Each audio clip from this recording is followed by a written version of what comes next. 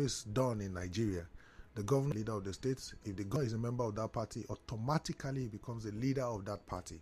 So the FCT minister is no longer the leader of PDP in Rivers State. It is the sitting governor who leads the party affairs, while the chairman of the party does the executive work at the party secretariat and other operations of the state.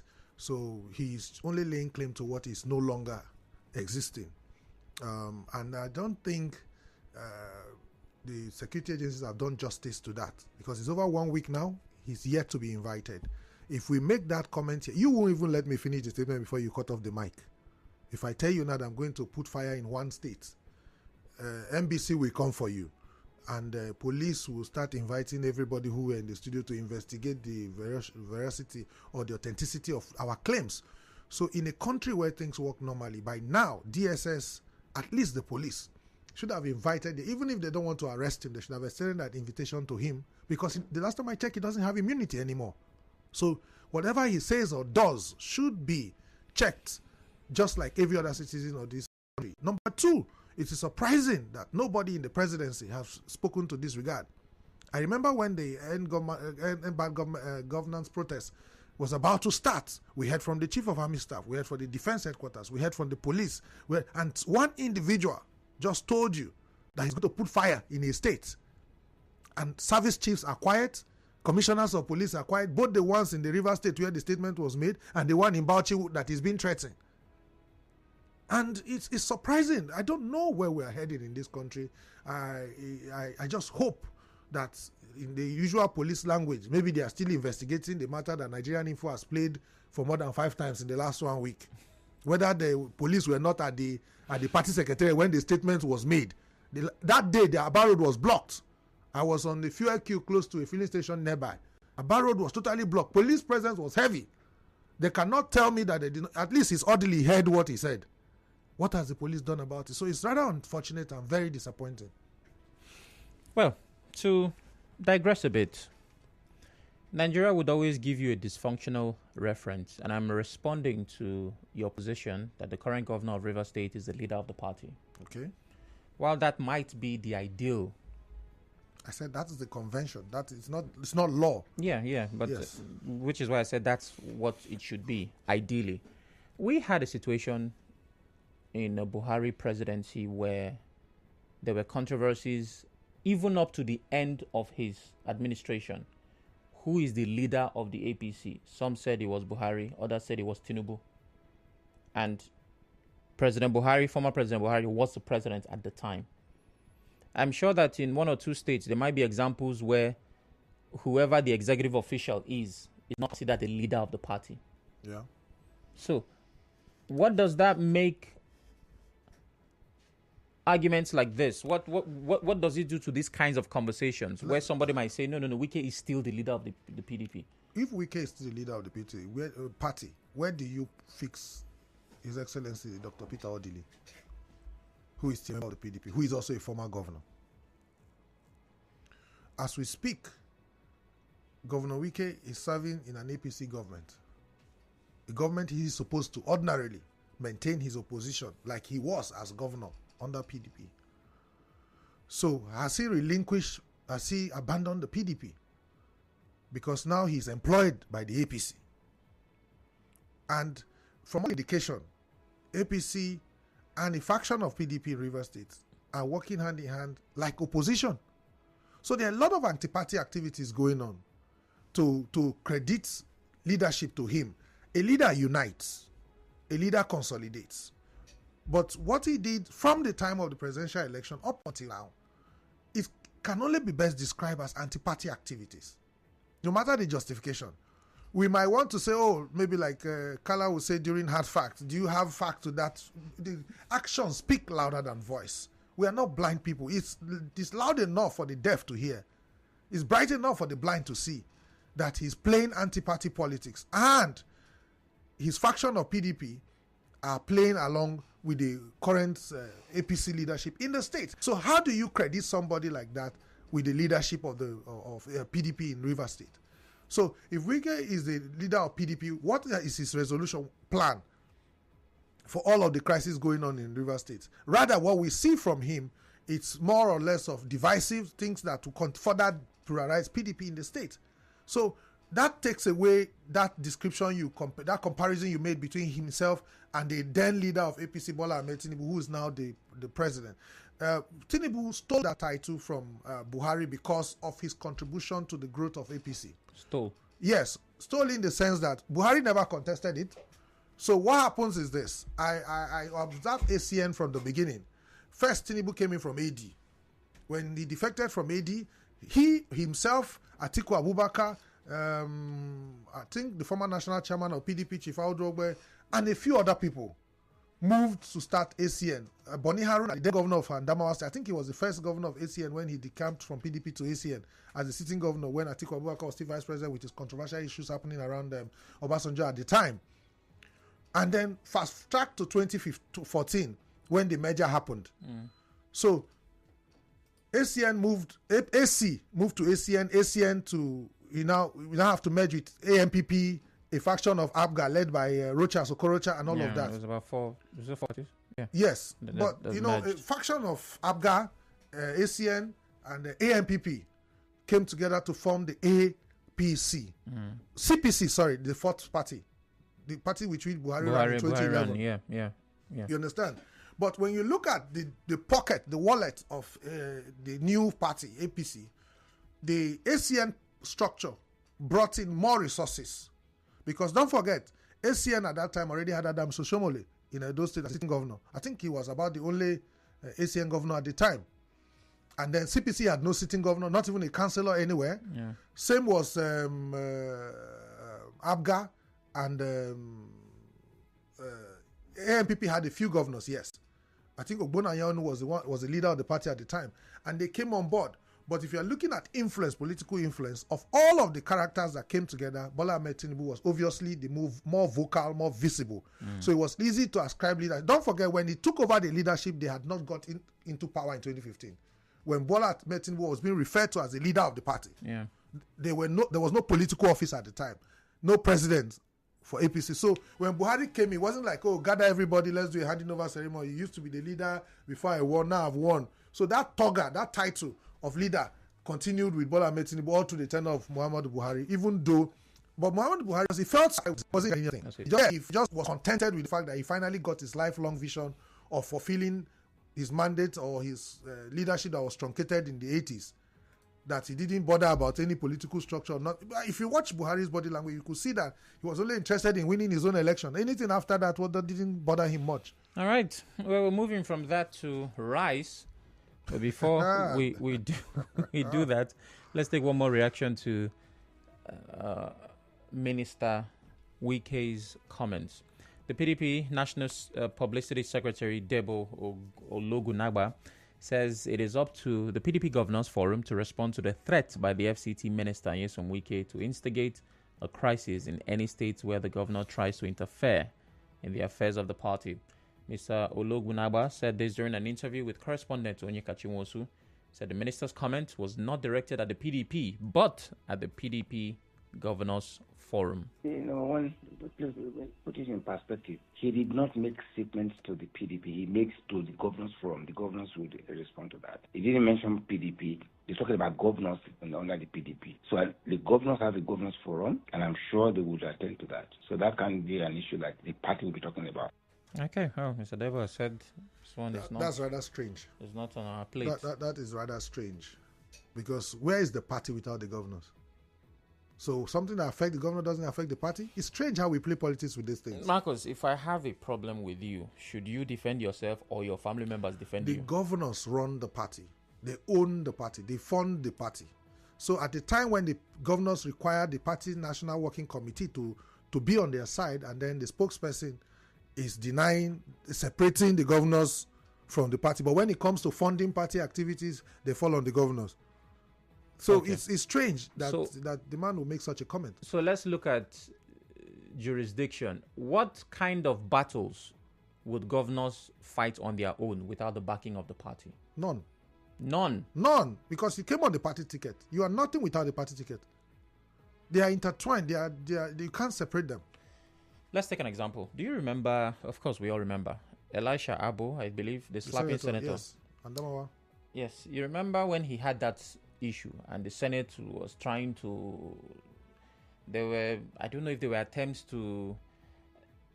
I wouldn't say defend him, but at some point To give him a soft landing. he was kind of on trial. It seemed like he was alone in that fight. Senators and governors don't fall in the same class as No, far as party membership but is again, concerned. they are members of political parties. I agree with right? you. So I'm giving you an example of a fight that a man had to fight alone, even though he was a party member and a sitting senator. Let me tell you something. There's something called. We're out of time. We'll be back after the break. Talk, news and sports. Stay tuned to Nigeria Info. We'll be right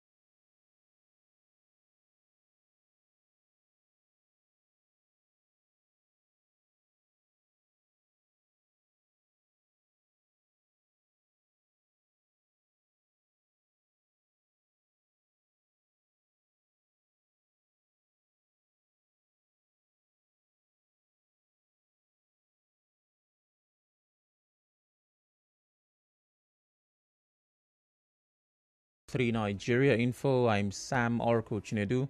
My guest, Marcus Ijeoma, is still right here with me. And thanks to how hot the first headline was, we have discussed it for about half an hour. Hello, Marcus. Thanks for still being here. Thank you very much for having me. All right. I'm hoping you lost your train of thought. I haven't lost it. Let me quickly say this. Okay. In the case of Senator Abu, yeah. if he was an executive governor, Yeah. it was an impeachable offense. He was caught on camera doing what the Constitution describes as gross misconduct, which is not befitting of a public office holder. Unfortunately for us, the laws of the Senate makes it so cumbersome. You can't sack a senator. You can only recall. And the process of recall can be killing. So it's difficult to remove a sitting lawmaker in Nigeria, not just a senator. However, it was even easier for the party at the point to disassociate themselves because of the public outcry, because of the nature of the allegation. So there are two different things. When somebody publicly misbehaves, nobody wants their brand to be associated with misbehavior. So everybody will naturally disassociate. So it's not the same thing when PDP is trying to differentiate themselves from the sitting PDP governors.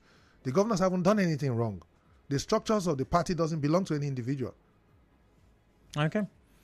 Well, we'll go from that to rice, and then we take your thoughts. The federal government has announced that only buyers with National Identification Numbers, NIN, would benefit from the sale of 30,000 metric tons of milled rice to Nigerians at a subsidized rate of 40,000 naira per 50 kg bag. President Bola Tinubu, represented by the Minister of Agriculture and Food Security, Abubakar Kyari, stated during the flag-off ceremony on Thursday that the rice intervention will be sold strictly on a one-person, one-bag basis. Kyari explained that the 50 kg bags of rice priced at a flat rate of 40,000 naira are part of the federal government's effort to provide subsidized milled rice to alleviate the ongoing food crisis in Nigeria. Marcus? Another unfortunate headline. Another very, very unfortunate headline. And I'll tell you why quickly. First, believe me, Sam, I don't remember this minister's name by heart, even though I'm a political watcher and an observer. That's to tell you how much he's not in the news. And the major crises we have in Nigeria here are just two major, or let me say three: security, food crisis, and energy crisis. If you take care of these three, majority of all the other problems will take care of themselves. So let's face what he has done. Why are you giving milled rices? Or rice bags, rather. Pardon my use of English. Because I call it rice. I came up with that phrase, rices, yesterday when I saw a video online where somebody who was captured during the End Bad Governance protest said, if you tell Nigerian government my wife is pregnant, they say, right, give them rice. If you say we are sick, rice. Fuel is high, rice. But now let's look at the issue or the headline squarely. So here's the Minister of Agriculture who is not telling us, I've said in this studio before, rice takes less than 4 months from planting to harvest. Subsidy, that whether it was existing or it wasn't existing, we were told it was removed on May 29th. It's over a year now. And we are talking about giving milled rice. We are not talking about giving improved, Minister of Agriculture, not giving out improved seedlings to farmers so that they can farm the rice on their own. The Minister of Agriculture, just like the President said in his speech during the End Bad Governance project, is not coming to tell us how many of those farm implements that the President said they were imported has arrived or waiting clearing. That so that the next 4 months, rice that can be farmed in and out of season, especially the ones in the waterlogged areas and rainy, people areas with high rainfalls and area with possible irrigation can start. The minister is not telling us that they are giving out rice at 40,000 to the same civil servants. So we have become so broke and so poor that government have to give us rice to eat. Now, let's look at the figures. So these are the same guys that you gave 70,000 minimum wage. Let's add all the allowances together, transportation, housing, blah, blah, blah. It comes to like 100,000 or 110 for the least worker in the civil service. So you give him rice at 40,000. Uncle, I want to ask you, so what happens to cooking gas? What happened to the crayfish, the vegetable oil, and the things, even the transport he will use to carry the rice from the warehouse to his house? Will he wear clothes? School is about to resume on Monday. What part of the 70,000 will his children use to go to school? So is the solution about rice? What are they doing? Then I have to come like a beggar with my national ID card to get a 50 kg bag of rice, which if you have a family of 5 like myself, won't last you up to 3 months. Because children eat a lot. That's the only staple food. We are running away from a lot of processed food. And what are we talking about? The minister is not telling us we are giving seedlings and we are going to be building silos, so that the harvest that we are expecting in the next 4 months, Sam, rice is not rocket science. If the Ministry of Agriculture invests in Ebonyi, where they are already farming rice, to start buying rice off takers, it will encourage farmers to do more. None of those policies is being discussed. You are telling us you are giving us milled rice. Very soon they'll start giving us cooked ones in pack at junctions. Because after the milled one, now when we are not able to cook it, the government will now be giving us rice in takeaway packs at junctions. It is so that we can just know that we have reached the peak of poverty. It is important to note and remind that this was an initiative from the End Bad Governance protest. That they should give rice at 40,000. That was not implemented. It was suspended. Good, because they didn't have strategy. They ran out to say they had 40. Watch this. You and I, unfortunately for us, we don't have a lot of investigative journalists now because of the insecurity. Journalists don't have police protection. They don't have any kind of cover. So there are certain things that if you want to investigate, you may be putting your life at risk. And in Nigeria, if you put your life at risk, we don't know what the insurance will be. Your family members will even let you do that kind of. If not, I can tell you that it's not up to that figure they quoted. That's how many tons they quoted, right? It's not up to that. They're going to do some media show and call some press people to just see the commencement of the giving of the bag. Thereafter, the rice will disappear. Everybody knows this thing, Sam. You of all people should know. So initiative of what? Okay, now, what of those who are not civil servants? What percentage of Nigerians are in civil service?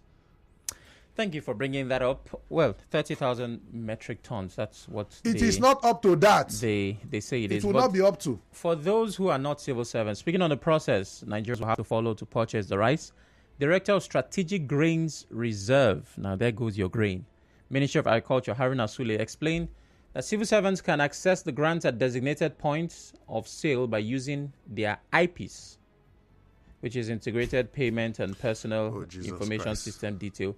To qualify for the one person, one bag, you must have your NIN, of course. You have phone numbers, and those in public service are all registered under IPs. Once you have any of this, with your name logged into the system, a code number and a treasury receipt will be generated. And with that, the buyer can get to the collection center, pick up his bag. The receipt will indicate the time and point of collection to eliminate stampede. I sympathize with you. Sule explained. I sympathize with you for believing this thing. I'm doing the job of, Let me tell you, I'm reporting it. When somebody has lied to you over and over, what they are saying is like telling you that they found maybe 200,000 Chinese that are 7.5 feet tall. It's almost impossible. It's not. I don't get. It's embarrassing. That's a stereotype. That's not a good example. It's embarrassing. Really embarrassing, and it's inhuman to subject civil servants to this process for a bag of rice. And I ask, if I pay 40,000 from my, let's assume that the minimum wage is 100,000 when you add all the allowance. If I pay 40,000, sir, what can the remaining 60 do for me? Why don't you create opportunity for me to be able to get the rice myself, even if it's at 100,000? Is this sustainable? When they finish the 30 million tons or whatever ton they are lying about, is it sustainable? When are they going to bring the next ton? From which country? If we are not farming. That's why I'm saying that they should have initiated rice farming from the day they remove subsidy, so that we will have so much rice, no importer can sell more than 40,000. It's very possible. I grew up in Benue State. One of the largest rice mills in Nigeria is located in Otukpo in Benue State. I know what goes on there. Sam, Ministry of Agriculture can tell their produce on the road, those collecting revenue on produce, including those collecting on animal products from, what do you call that department now? Quarantine. They have a department called quarantine. Their job, beautiful on paper, their job is supposed to stop as animals are traveling from state to state. They do random tests. I remember one checkpoint is between Benue State and Enugu State. I remember that one very well. It's painted green and black. Trucks will park for them to take samples from those animals, just in case there's a disease traveling from one state to another. It can be stopped. On paper, it looks good. You know what those guys do? They collect money and let the truck go. And all these monies go on and add up on beef. If you have done mama put lately, meat is now 500 naira. I was laughing at one of the women yesterday in D-Line where I went to eat. She gave me a small piece of meat for 200 naira. I said, Madam, why is this meat this small? He said, next week I go begin the cut at 500. And I said, that's how 200 naira one will disappear. If you remember, at Mama Put, a piece of meat was 20 naira. After they started cutting 50 naira, 20 naira won't disappear. The same thing is happening to granite. We have to take calls. We don't have granite of 50 naira anymore. Granite of 100 naira is about to disappear. We have to take calls because we have not even touched the biggest headline from this week. We'll be very brief with those ones. Don't provoke me. I'm not happy this morning with this kind of headlines in the price. In the price, it is what happened within the week. Yes, it's very annoying and depressing. All right. 08179230002. As you can tell, I'm going to rush through the call. So please, when you call, turn off your radio and go straight to the point. It is important. Hello, good morning. Good morning. Good morning. What's your name? My name is Jude Bobani. I'm calling from Amoma. Go ahead, Jude.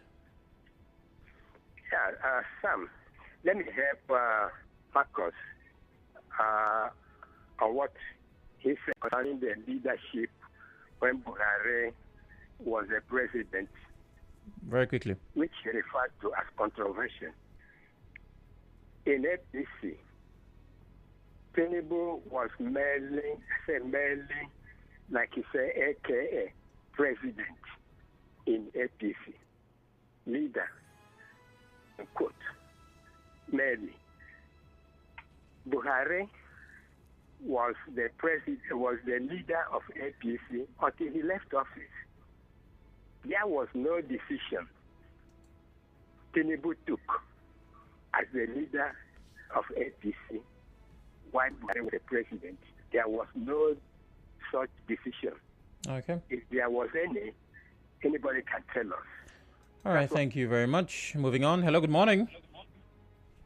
Hello, good morning, Sam. Good morning. What's your name? My name is Comrade Clinton. I'm calling from Bury. Go ahead, Comrade Clinton. You see, we in the public, we are always very, very intelligent. We know more than those in power. And when we get there, we cannot do anything.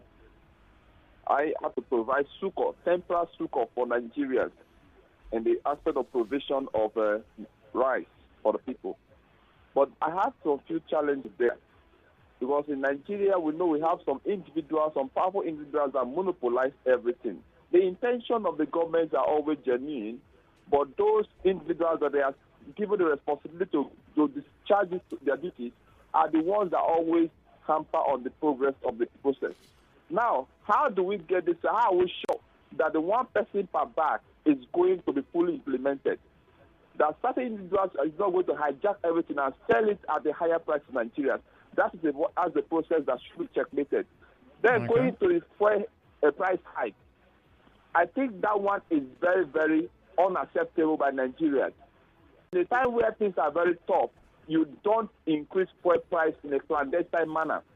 Whatever they are doing, everybody is saying no to it. Whether they are saying the sector is deregulated, we want it to be brought down to the barest minimum. Good morning. Good morning. Thank you very much. Over to WhatsApp, and we're live on Facebook and Twitter. We're taking your thoughts on those platforms shortly and as quickly as I can. This is WhatsApp. Good morning, Sam. I took time to go through most of the I Beg to Differ debates online. I beg to differ. Debate is far more productive and impactful than Big Brother. That's Dondada from Lagos. I say amen to that, obviously, because I'm with Nigeria Info. Hello, good morning. Yeah, good morning. Good morning. What's your name? Yeah, this is Mr. Kunle from Borokri. All right, please go ahead. I quite share the sentiment of your guest in the studio there. But there is something I would like to correct, which I've been hearing over and over on radio. All right. Tell us. Is there something about, is it only civil servants that are in Nigeria? When it comes to the issue of minimum wage, you hear people call and they'll be like, how many civil servants do we have? You increase their salary. And I think some of these people, they don't even really know how economics works. Now, the issue is this. The government is giving to civil servants Okay, people we can trace, people we understand how this and that. For every civil servant, you have 3, 5, 10 persons hanging onto you. So it is assumed that when they give a civil servant, about 5 or 10 persons will benefit out of the 200 million Nigerians. So you can calculate that. Likewise in the area of salary. Now, when they increase salary, market people will be waiting. That's why civil salaries are not paid everywhere in somewhere. They will collect their own from there. Those hangers on the worker will also benefit from that money. So you see, it's reaching a lot of persons. Today. Okay, so I'm trying as much as I can to limit the time that everybody gets. But what is the percentage of civil servants we have in Nigeria? That percentage, multiply it by 5. No, leave multiplication. What is the percentage? Hold on now. Wait. So everybody has an extension of a family, even if you're unemployed. But what is the percentage of civil servants we have in Nigeria? Are you not telling me government should give every Nigerian answer the question? I'm not telling you anything. I asked you a question. I've told you I share his assessment. Should government give 200? Okay, so thank you. Again, I understand when, there are certain cases made for or against, but it's important to be logical in defenses and arguments. When a person asks, do we have only civil servants in this country, when certain benefits get to them, Nigerians have a right to ask those questions. But thank you again for calling. Hello, good morning.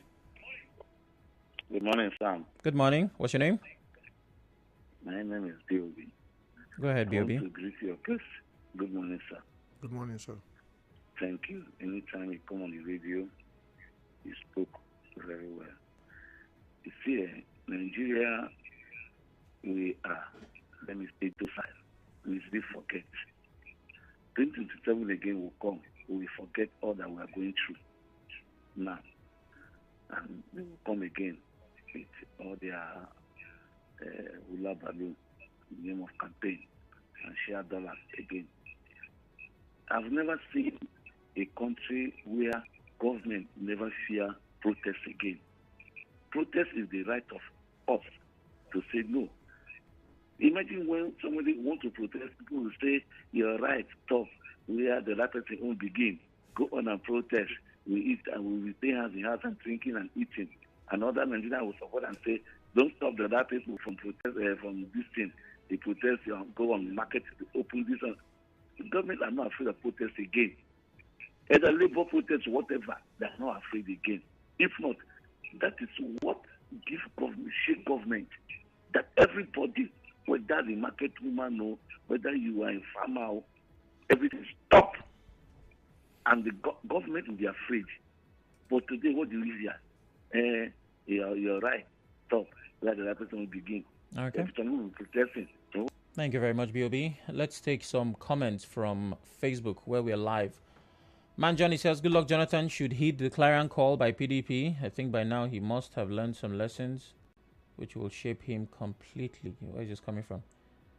Okay, Wike is a man that has what it takes to come over to the PDP. What are these people responding to? Okay, thank God that Atuebu says if Wike is the CEO of PDP, they should not suspend him from the party. But if Wike is not the CEO, he should be suspended. The party is supreme. Okay, this party now sounds like a company. And PDP calling on president. All right, I'll just leave that there. I don't know if you have any responses to the comments so far before we go into the next one, which we have to. No comments. No. All right. Residents of Port Harcourt, and this is the big one, fortunately, we'll take very little time on it, have cried out over the increase in pump price of petrol. Independent marketers are now selling the product to motorists for between 1,300 naira and 1,800 naira.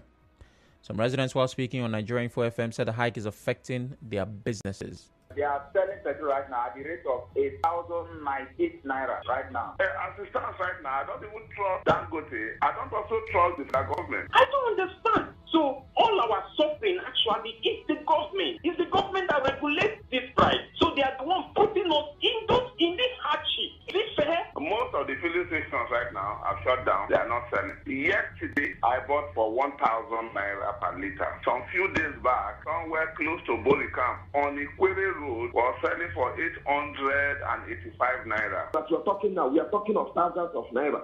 Are you sure that the one that will succeed this man now will not buy fuel of 4,500 naira? And we can do nothing. That is the problem. There's many sides to this, many episodes in this series. I don't know where you start to react from, but let's get those reactions. My reaction is in my pocket. My pocket is already reacting. But if I must say something, like I said, I don't know. Your producers arranged these headlines today. You have judged it by itself. It's a big pressing week for a lot of Nigerians because most of the news were not good news. I'm hoping that next week we'll have more good news. But for me, this fuel scarcity is completely unnecessary. I don't understand how you will have cassava and lack gari and fufu. I don't know why it is difficult for us to enjoy. I've never been in support of subsidy removal, if there was any in the first place. I feel like the government has given up on corruption. I feel like the government has given up on our ability to refine by ourselves. So we are being handed over to one individual now. After we have been told that we are broke, we can't import anymore. Suddenly, NNPC is broke. The NNPC that declared profits last year is broke before the end of this year. But they are oil marketers. That's what we are saying. The same thing. Where is the proceeds from crude oil sales and other crude oil products? Where are the proceeds? They just posted their audited reports. How can NNPC be telling us that they got only $16 billion in revenue when you convert the 20-something trillion to dollars? Looking at the OPEC quota, just do the maths. If you were selling at $80 per barrel, do the maths of our daily output and tell me how much we should have been expecting from NNPC. Inaccurate figures for the daily output, by the way, because it keeps fluctuating. It's fluctuating because of oil theft, right? That's the reason they give. Obviously. How long does it take to fight oil theft, Sam? Why should I be the one paying for the incompetence of our security system? What happened to technology that they were deploying? You say, oh, people are smuggling petrol out of Nigeria, so we need to remove subsidy. You say subsidy was gone. What exactly is going on? What has changed between the price of crude when Tinubu came in? What was the price of crude as May 29th? And what is the price of crude now? So what happened? We have a short break. After that, it's unfortunate. There's nothing to react to. You are tuned in to Nigeria Info. We'll be right back